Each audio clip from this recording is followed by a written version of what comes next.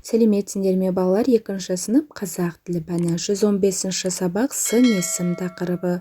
Балалар, бүгінгі сабақта сын есімдерді ажыратып, сурет бойынша мәтін құрастырып үйренетін боламыз.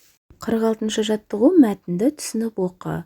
Самыркеш ақшыл жолақтары бар қоңыр қызғылт түсті орман құсы. Ол ұзақ уақыт бойы ағаш басында отыруды ұнатады. Ұя салар кезінде қалың орман ішіне енеді. Адамдарға көрінбеуге тырысады. Бұл құс көктем айларында шырша зиянкестермен қоректенеді. Осылайша табиғатқа едәуір пайдасын тигізеді. Мәтін «Сен білесің бе» энциклопедиясынан алынған. Ал енді балалар, мәтін мазмұны бойынша берілген тапсырмаларды орындайық. Мәтін не туралы? Мәтін самыркеш құсы туралы. Мәтіннің түрін анықта. Мәтіннің түрі сипаттау мәтіні, балалар, себебі самыркеш құсын сипаттап отыр. Қарамен жазылған сөздерге сұрақ қой. Бұл сөздер нені білдіреді? Мәтіндегі қарамен жазылған сөздер ақшыл, қоңыр, қызғылт сөздері. Бұл сөздер қандай деген сұраққа жауап беріп, заттың түсін білдіреді. Олай болса балалар, ережені мұқият тыңдап, есімізде сақтап алайық. Заттың түрін, түсін, сапасын білдіретін сөздерді сын есім деп атайды. Сын есімдерге қандай, қай деген сұрақтар қойылады. Мысалы, сұлу, қандай? Сұлу. Қандай? Жақсы. Қандай? Таза. Қандай? Қоңыр деп мысал келтіруімізге болады.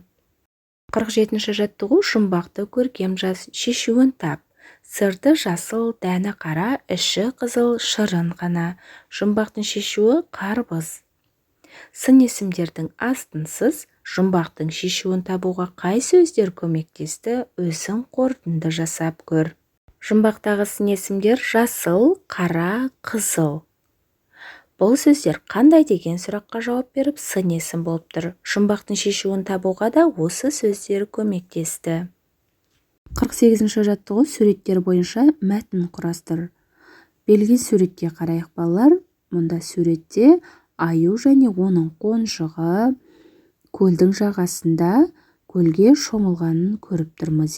Олай болса, осы суреттер бойынша мәтін құрастырып көрейік. Қонжықтың батылдығы.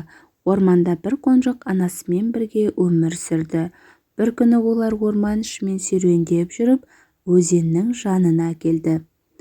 Қонжық суды көріп таң қалды, бірақ суға түсуге қорқып тұрды. Сол сәтте өзенге бір көбелек ұшып келіп, су бетіне қонып, қайта ұшып кетті. Қонжық қызығып қарап қалды. Аю анасынан «Мен де суға түскім келеді» деді. Бірақ даусынан қорқыныш естілді. Анасы күлімдеп, «Мен сенімен біргемін, қорықпа, бірге жүземіз» деп қонжықты құшағына алды. Екеуі бірге суға түсті. Анасы жанынан шықпай қонжыққа жүзіп үйренуге көмектесті. Қонжық суды жақсы көріп кетті. Жағаға шыққанда ол анасына рахмет айтып, содан бастап қонжық суға батыл кіретін болды. Деген сияқты балалар, сендерде сурет бойынша мәтін құрастырып көрулеріңе болады. 49 жаттығу, кесте бойынша сын есімдерді мағынасына қарай топтап жаз. Берілген сын есімдер үлкен, ірі, жасыл, жақсы, ащы, домалақ, қышқыл, құрғақ, ұсақ, кіші, күлгін, боз, дәмді, тәтті, сопақ, сүйір. Осы берілген сөздерді мағынасына қарай мына топтарға топтастыруымыз қажет. Түсі, дәмі, көлемі, пішіні, сапасы деп. Түсін білдіретін сөздер жасыл, күлгін, боз. Дәмін білдіретін сөздер ащы, қышқыл, дәмді, тәтті. Көлемін білдіретін сөздер үлкен, ірі, кіші, ұсақ. Пішінін білдіретін сөздер домалақ, сопақ, сүйір. Сапасын білдіретін сөздер жақсы, құрғақ деп топтастырамыз. 50 жаттығу, ребусты шеш, шешуіндегі сөзді қатыстырып сөйлем құра. Бұнда тауық, қаз, айдың суреті, яғни сөздері берілген. Қажетсіз әріптерді сызып тастағанда таза деген сөз шығады. Демек балалар, таза сөзін қатыстырып сөйлем құрап жазуымыз қажет. Балалар таза ауада ойнап жүр. Бұл жердің табиғаты өте таза және көркем деп сөйлем құрап жазуымызға болады. Балалар, осымен бүгінгі сабағымыз аяқталды. Сендерге барлық тапсырмалар түсінікті болды деген ойдамын.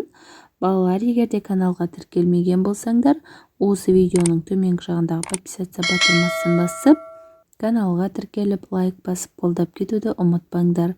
Келесі жаңа сабақта кездескенше сау болыңдар.